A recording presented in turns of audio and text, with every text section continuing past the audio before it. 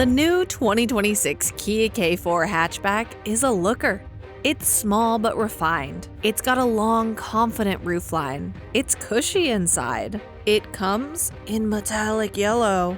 But more importantly than all of that, the K4 hatchback is a reminder that the automotive industry has eras, and we may be entering a really good one.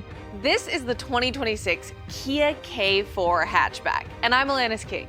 This is a normal commuter car, but it's so cute and fun, and it's making me wonder, are hatches back? I really, really hope they are. Today, we're gonna walk around this car, and I wanna talk about why I think it signals something special. The K4 is a new model for Kia. It debuted in 2024 as a compact sedan, and it was a replacement for the Forte, which was pretty widely known as the small and cheap Kia. The Forte was on the American market for about 15 years, and when it left in 2024, it started at $19,990 American dollars. It was one of the only new cars in America you could get for less than $20,000, and it also had a manual transmission option, which the new K4 currently does not have. The Kia K4 didn't wildly depart from the Forte's affordable roots, but Kia wanted a car that was known for being more than just affordable. The current K4 sedan starts at $22,000, which is just $2,000 more than the outgoing Forte, and that specific car has 147 horsepower and cloth seats, along with a continuously variable transmission. The top trim of the Kia K4 sedan starts at $28,000, and it has 190 horsepower and SynTex imitation leather seating. That SynTex seating comes in black and white, but also black and red, and Kia says on the trims that offer the black and red, half of the customers go for it. The hatchback takes that Kia K4 and raises the roof, literally and figuratively. Kia says that it's 11 inches shorter than the K4 sedan, but it has 22.2 cubic feet of storage behind the rear seats, because Kia says a lot of the people who buy this K4 hatchback, this will be their only car, so it needs to be pretty practical. While we don't know pricing details for the K4 hatch yet, we do know the powertrain options, which it will share with the K4 sedan. That standard powertrain option will be a 2-liter 4-cylinder engine that makes 147 horsepower and 132 pound-feet of torque. That power will go to the front wheels through a continuously variable transmission, which from an operator perspective works just like an automatic.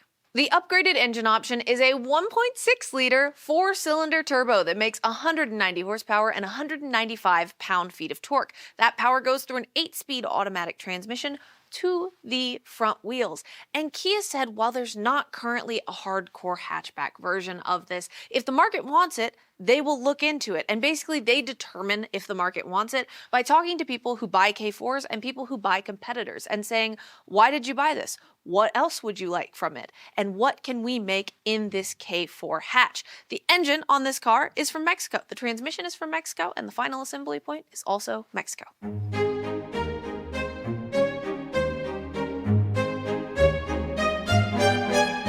The Kia K4 was a big jump for Kia. A lot of people bought the Forte just because it was affordable, but Kia wanted a car that was known for more than just that, and it's done pretty well. Kia currently sells about 10,000 K4s a month in America, and of those 10,000, about 10% of them are the turbo engine.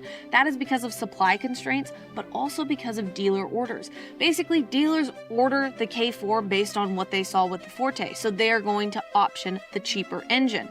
But with this hatchback, since it's more enthusiast-oriented, Kia expects to sell more turbocharged engines. Kia is also finding that buyers of the K4 sedan aren't actually going for the base model K4 at $22,000 as much as they're going for the step up at $24,000. And this K4 hatchback, because it is more enthusiast-oriented, isn't going to have a base model. It is actually going to start with the mid-grade EX trim, and it will have standard heated front seats and standard SynTex seating. We don't know pricing for the K4 hatch yet, but you can kind of guesstimate it based on the K4 sedan, and I just honestly think this car is so cool. It looks really, really nice, and sure, it's a normal commuter car, but it gives people something that they can buy affordably that looks really, really cool, especially if they're an enthusiast.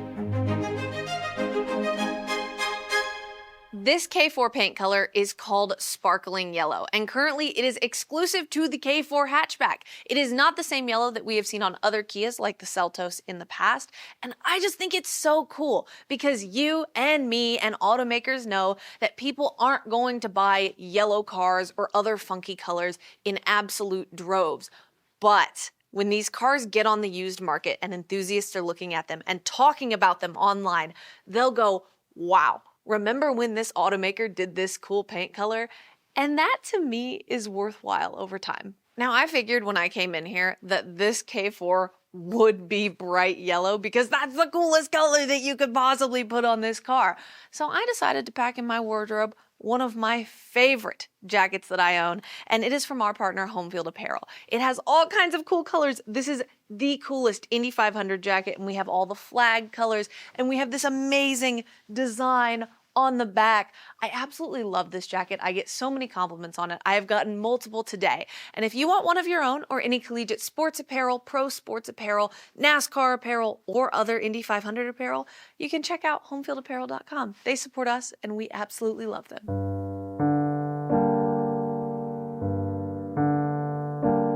When we started this video about the K4 hatch, I asked a question. Are hatchbacks back? And I want to talk about why I think they might be on the way back in. The car market has eras, and on the American car market specifically, we had a small car era in the 2000s, which moved into an SUV and crossover era in the 2010s. Everyone wanted to sit up high and have all this space and everything like that. But we're transitioning into this era of EVs and things like that.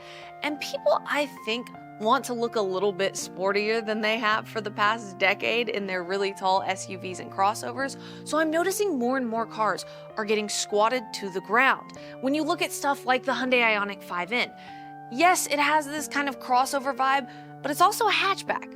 When you look at the Volvo EX30, that's a crossover, but it looks really sporty. The Toyota Crown Signia is so long on the roofline that people call it a wagon.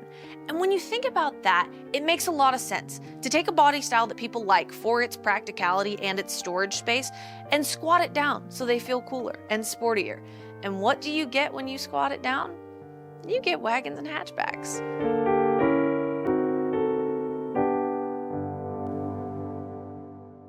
We have now made it to the best part of any car video, which is how many Lannises can fit in this Kia K4 hatchback's hatch. Now this is going to be a manual hatch, so you watch me lift it up. And we have this key here that's honestly not bad. It's kind of big, but I like that it has kind of a matte metallic finish on it. It's cool. And I'm going to get in here and manually pull this down with our handle. Oh my gosh. Cargo covers make this so hard. Here we go. Oh yeah, this is a solid like 1.5 Lannises, but really constrained due to the cargo cover. Usually in this part of the video, we would go for a drive, but we're not doing that today because this K4 hatchback is so new that it is just a static display. But I instead want to use this time to ask a question. If wagons and hatchbacks become cool again, how will car enthusiasts take that? How will you personally take that? That your desired car body style is now the mainstream thing on the road. Can you handle it or not?